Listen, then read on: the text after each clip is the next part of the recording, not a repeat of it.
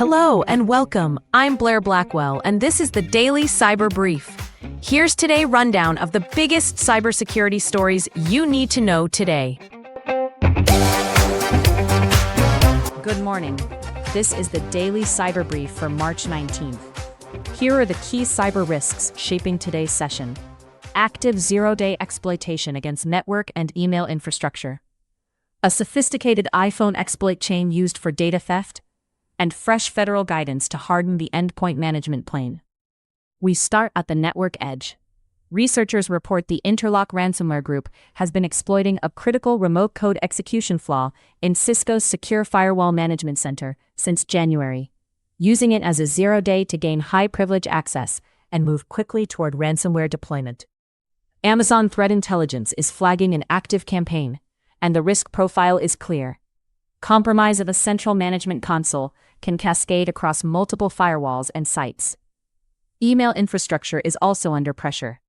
CISA has ordered U.S. agencies to patch an actively exploited cross-site scripting bug in Zimbra Collaboration Suite, and separately added Zimbra and a Microsoft SharePoint deserialization issue to the known exploited vulnerabilities catalog. For leaders balancing patch queues, that KEV designation elevates these to priority risk reduction for any environment still running Zimbra or exposed SharePoint components. Meanwhile, remote access tooling remains in the spotlight. ConnectWise disclosed and patched a cryptographic signature verification weakness in Screen Connect that could enable session hijacking and privilege escalation. It's another reminder that remote management and RMM platforms sit on the management plane. When trust boundaries weaken, attackers can inherit administrator reach in one step. Legacy and embedded services drew fresh concern. A critical flaw in the GNU iNet Utils Telnet daemon could allow unauthenticated remote takeover with full system privileges. A high-impact scenario for older Unix-like systems and lab gear where Telnet may linger. In parallel, researchers detailed 9 critical vulnerabilities across several low-cost IP KVM devices that can grant root-level control of servers through out-of-band consoles. A quiet, high-leverage path into data centers and production labs.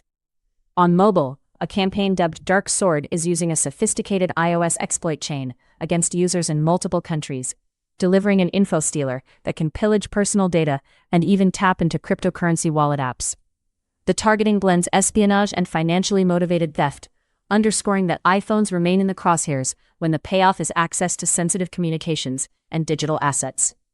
On the policy and guidance front, CISA is urging organizations to harden endpoint management systems following a recent U.S. incident affecting a major medical technology firm's Microsoft environment.